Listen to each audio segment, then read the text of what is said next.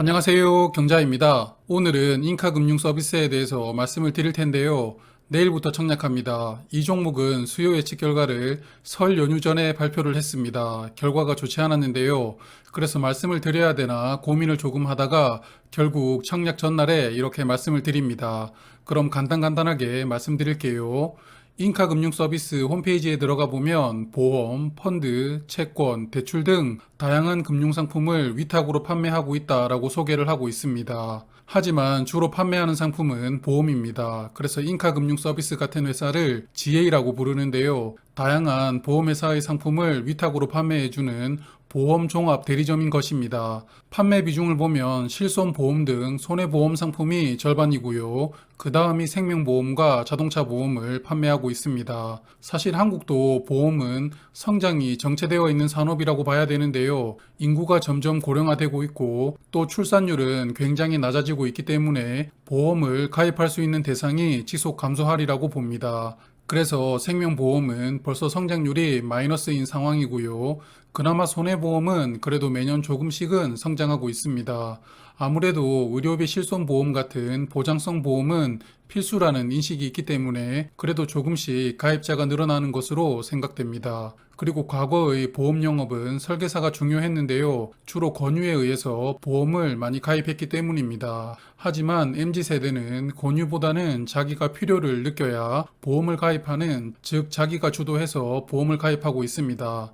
특히 젊은 사람들은 사람에게 정보를 듣는 것보다는 온라인을 통해서 직접 찾는 것을 선호하죠. 그러다 보니 보험회사들도 온라인 채널을 강화하고 있습니다. 인카금융 서비스도 애인이라는 자회사를 설립해서 온라인 보험 판매를 활성화하고 있는데요. 그래서 이번 공모자금 중 48억 원은 자회사에게 자금을 지원하는 것으로 사용합니다. 나머지 공모자금은 회사 운영자금으로 사용되고요. 그럼 청약 정보 보겠습니다. 인카금융 서비스는 다음 주 월요일과 화요일에 청약을 합니다. IBK 스펙과는 청약 일정은 중복되었습니다. 서두에 말씀드렸던 것처럼 수요 예측 결과가 좋지 못했습니다. 기관 경쟁률이 고작 13.7대 1이었고요. 의무 합격 비율은 그래도 4.2%가 나왔습니다. 기관 경쟁률은 21년 이후 청약 종목 중 가장 낮은 결과입니다. 화면 보시면 작년 IPO 종목 중 기관 경쟁률이 D에서 5위까지 추려보았습니다. 저는 5종목 모두 상장일 손실을 주지 않았을까 생각을 했지만 그래도 두 종목은 수익을 주었네요. 그러므로 기관 경쟁률이 낮다고 해서 상장일에 꼭 손실을 준다라고 볼 수는 없습니다만 리스크는 상당하다라고 봐야 되겠죠. 그리고 의무 합격도 4.2%가 나왔지만 청약 참여 기간 중 2개 기간만 의무 합격을 신청한 겁니다. 그래서 건수 기준으로는 0.7%인데요.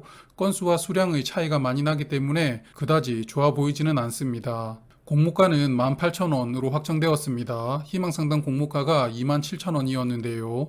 무려 9,000원을 줄였습니다. 그래서 모집 금액은 158억 원, 시가총액은 925억 원이 됩니다. 인카금융 서비스는 코넥스 이전 종목인데요. 그래서 코스닥 상장 전까지 코넥스 시장에서 거래가 되고 있습니다. 공모가를 이렇게 대폭 낮춘 이유는 코넥스 주가 때문인데요. 지난 금요일 기준 코넥스 주가가 18,500원입니다.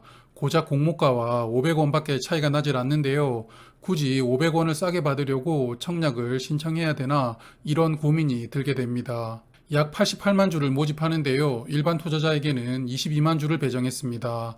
우리사주조합에게도 8만 3천 주 배정되었는데요. 직원들에게 청약을 강제하지 않는다면 미달이 나올 수도 있어 보입니다. 그리고 구주 매출이 약 32% 포함되어 있는데요. 그나마 최대 주주의 구주 매출은 아니라서 다행입니다. 재무적 투자자 2인방이 보유한 집은 약 28만 주가 구주 매출로 매각이 됩니다. 의무 합격을 감안한 상장일 유통 물량은 223만 주, 비중으로는 약 43%입니다. 코넥스 종목이기 때문에 유통 물량이 많은 것은 어쩔 수 없다고 봅니다. 그나마 유통 금액이 397억 원으로 비교적 적은 편입니다. 주관사는 한국투자증권인데요. 온라인 청약 한도는 3,500주이고요.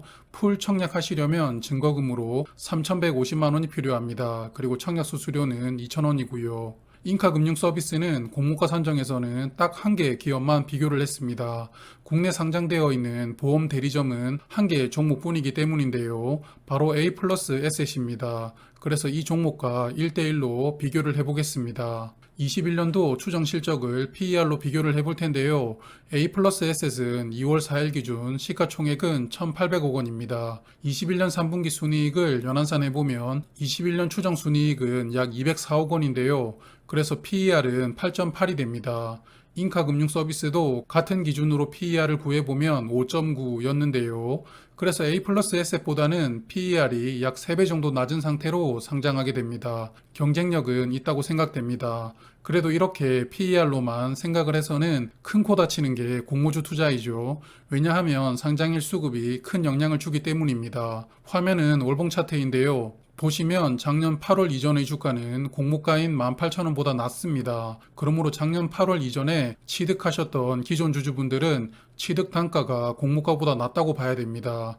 이분들이 아마도 상장일부터 적극적으로 매도 포지션을 잡을 수도 있기 때문에 수급적인 리스크는 클 수 있다라고 생각합니다. 지금까지 저의 뉘앙스를 들으셨으면 아시겠지만 청약할 수준은 아니라고 생각되는 종목입니다. 공모가는 그래도 경쟁사 대비 경쟁력은 있다고 보입니다만 코넥스 종목 그리고 수요 예측을 고려했을 때는 청약하지 않는 게 무난한 선택이겠죠. 그래서 다음 주는 스펙 두 종목만 청약을 하려고 합니다. 이제 다시 청약이 시작되다 보니 말씀드릴 내용도 많아지고 있습니다. 그래서 오늘 영상을 한 편 더 준비했는데요. 3주차에 청약하는 종목 VC입니다. 이 종목 오늘 저녁에 워밍업으로 소개를 드릴게요. 그럼 저녁에 다시 뵙겠습니다. 고맙습니다. 오늘도 기분 좋은 하루 보내세요.